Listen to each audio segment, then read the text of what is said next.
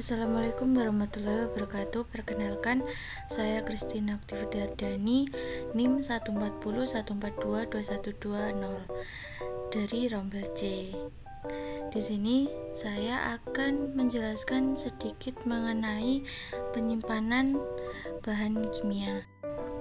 Adapun tujuannya yaitu untuk memastikan keselamatan dan keamanan laboratorium dan juga orang-orang yang ada di dalamnya. Selain itu, memudahkan pengelolaan bahan kimia dan pemantauan inventaris, meningkatkan efisiensi dan produktivitas di laboratorium, dan memperpanjang umur simpan bahan kimia serta menjaga kestabilan kualitasnya. Bahan kimia di dalam laboratorium kimia jumlahnya sangat banyak dan juga beragam.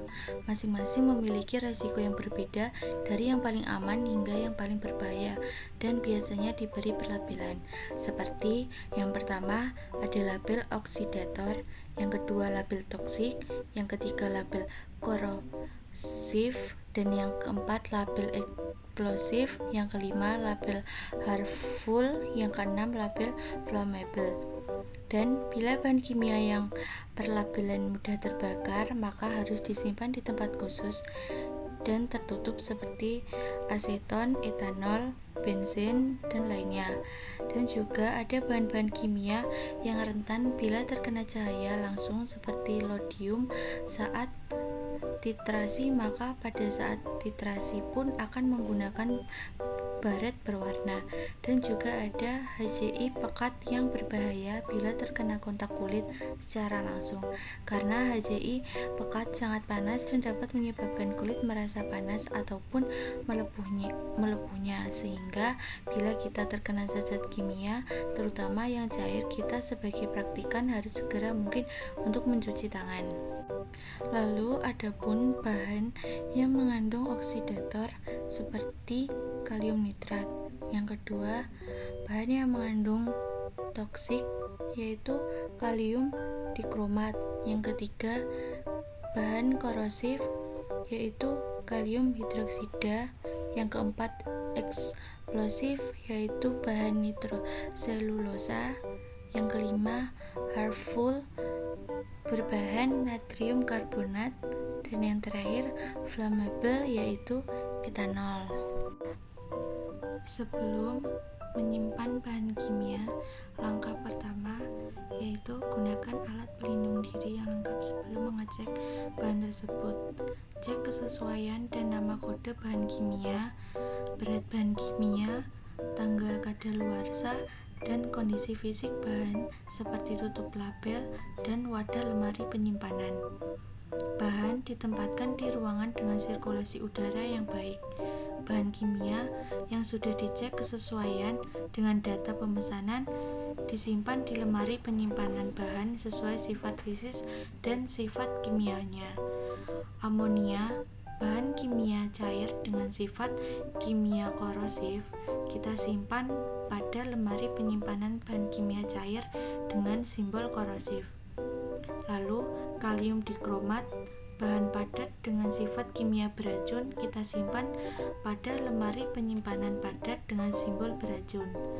Lalu, kalium hidroksida, bahan padat dengan sifat kimia korosif, kita simpan pada lemari penyimpanan padat dengan simbol korosif. Lalu, natrium karbonat, bahan padat dengan sifat kimia iritasi, kita simpan pada lemari penyimpanan padat dengan simbol iritasi. Lalu, etanol, bahan kimia cair dengan sifat kimia mudah terbakar, kita simpan pada lemari penyimpanan bahan kimia cair dengan simbol mudah terbakar. Lalu, kloroform, bahan kimia cair dengan sifat kimia beracun, kita simpan pada lemari penyimpanan bahan kimia cair dengan simbol beracun. Lalu, update stok bahan kimia yang ada di laboratorium setelah bahan kimia yang dipesan sudah diterima dan disimpan di laboratorium kimia.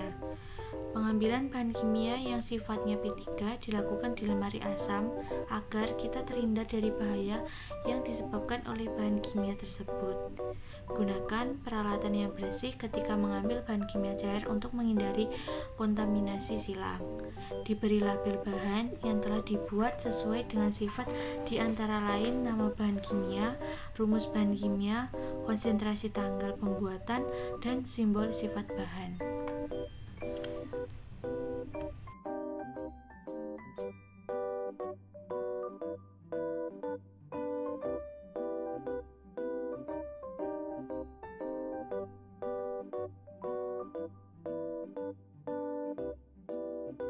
Kesimpulan dari pengamatan video ini yaitu para praktekkan kita harus dapat membedakan zat-zat dari yang tidak berbahaya sampai yang sangat berbahaya, sehingga pada saat menggunakan maupun menyimpannya tidak terjadi kesalahan yang sangat fatal maupun kecelakaan kerja, dan penyimpanan ditaruh dalam rak khusus dengan pengelompokan yang sesuai.